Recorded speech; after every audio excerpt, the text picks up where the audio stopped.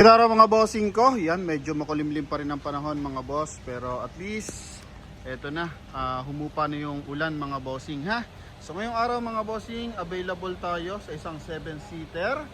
Baka naghahanap kayo dyan ng 7-seater mga boss. Eto, meron tayo ditong silver metallic na 2019 Toyota Avanza na automatic transmission. So yun nga palang ating isang 2021 na 14,000 ng odo. So sold na siya mga bossing. Ito yung loob, pasilip ko lang ng bahagya. May service record to mga bossing ha. Sa Toyota Global City Taguig, naka dual aircon to mga bossing. Yan. Silver metallic ang color nito. Ito yung likod niyan. Yung kabilang side. So most likely ng bentahan nito mga bossing nasa 575,000 pa. Pero ito mga bossing ibibigay lang natin to sa halagang 518,000 or 518. Kasama na dyan yung transfer of ownership mga boss. Kaya kung naghahanap ka ng 7-seater, baka makonsider mo to after mo mapanood yung vlog natin mga bossing. So pwede ka na tumawag sa ating contact number na nasa screen mga boss. So di-discuss ko lang kung ano meron dito mga bossing ko ha. Para at least klarado mga boss. Okay? So eto na. Dito muna tayo sa ating front area. So coding natin is Monday. Tignan mo yung tindig mga boss. Yan, all goods pa yung tindig niyan mga bossing. Unat na unat pa. Okay. Tapos, iba na yung ano na ito, forma ng headlight mga bossing ha. Pailawin din natin, check natin kung naka-LED na to. So, ito yung ano mga bossing, e-variant. So, wala siyang fog light. Fog light ready lang siya. Pwede mo siyang lagyan ng fog light housing dyan mga boss. Or mismong fog light. So, pwede mo siyang paganahin. Okay. Tapos, mag-add ka na lang doon ng switch sa loob. Pero if ever na gusto mo naman stock lang, so ganito, formal pa rin yung datingan niya mga boss. Coding is Monday, so ending 2. Yan. Pagdating sa kanyang hood mga bossing, so may mga minor scratches. Yan, mga ganyan lang naman mga bossing ko.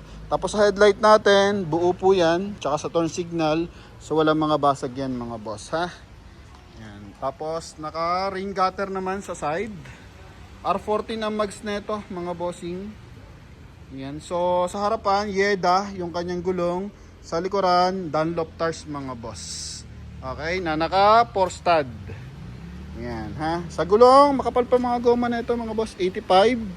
Tapos dito naman mga bossing, same lang mga boss, 85 pa rin to mga bossing ko. Yan, ito yung rain visor niya. Okay, sharp antenna.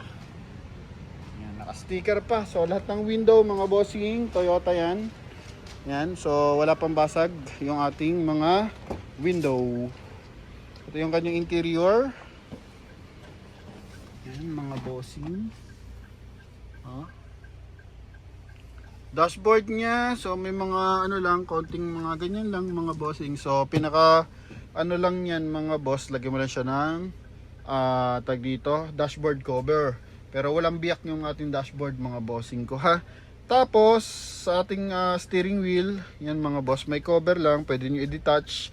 Tapos naka 1 din, ano to, head unit mga boss. Touchscreen na lang siya mga bossing. Mileage natin dito, 152,608 km mga bossing.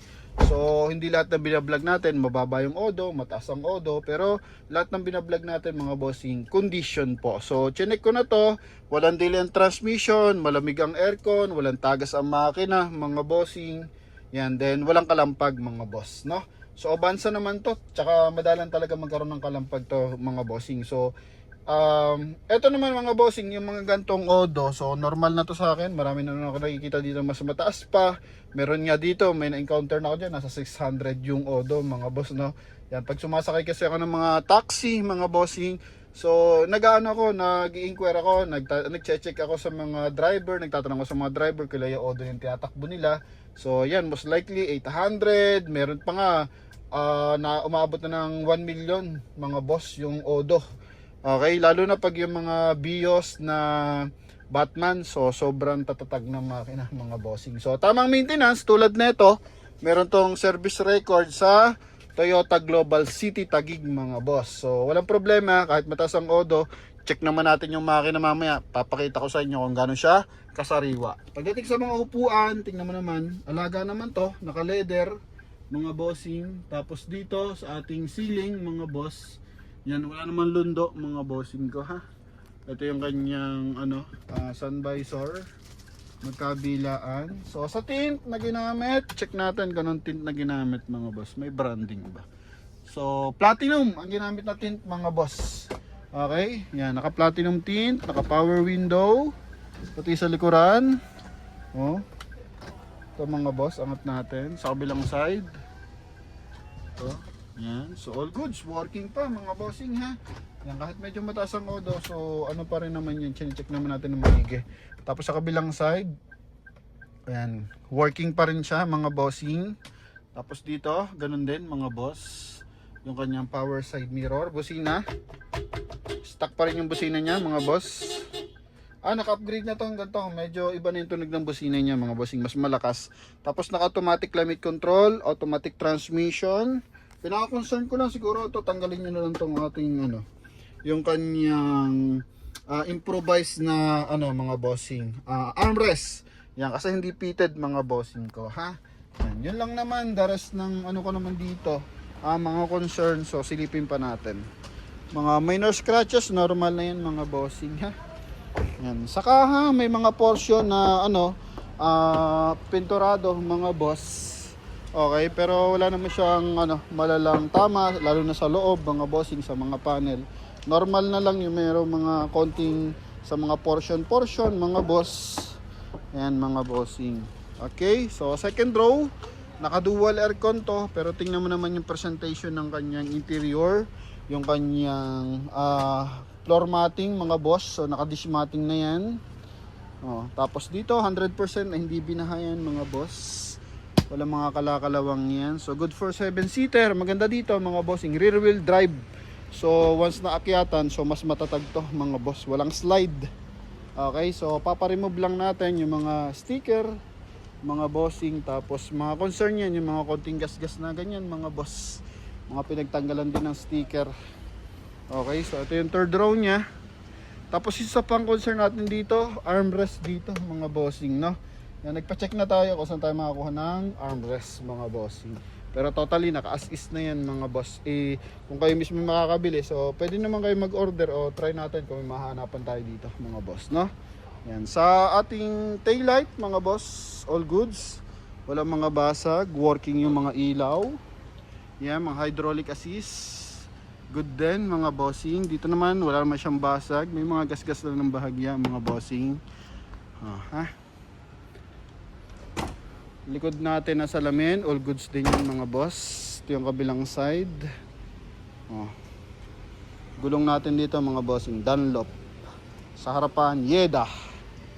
Okay, mga bossing, siguro malayo lang talaga yung travel time nito mga boss, kaya medyo mataas yung odo niya. Pero sa presentation, all goods pa rin mga bossing ko.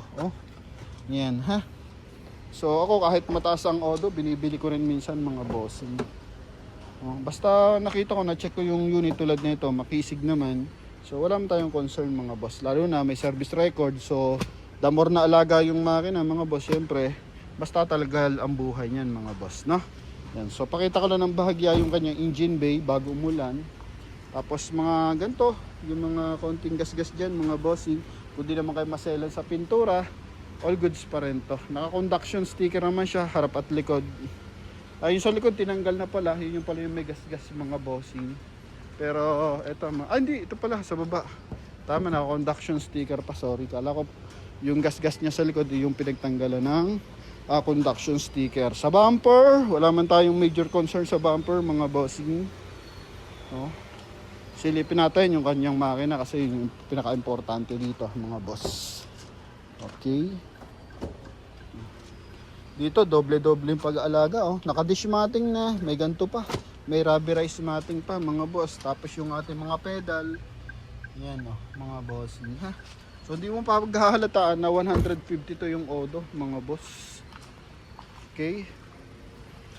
So ito yung ating engine bay mga bossing. Yan, umuulan na ulit. Tingnan mo naman. Yan. Walang tagas yan mga bossing ha. Ganyang kalinis ang makina niyan kahit 152,000 ang odo.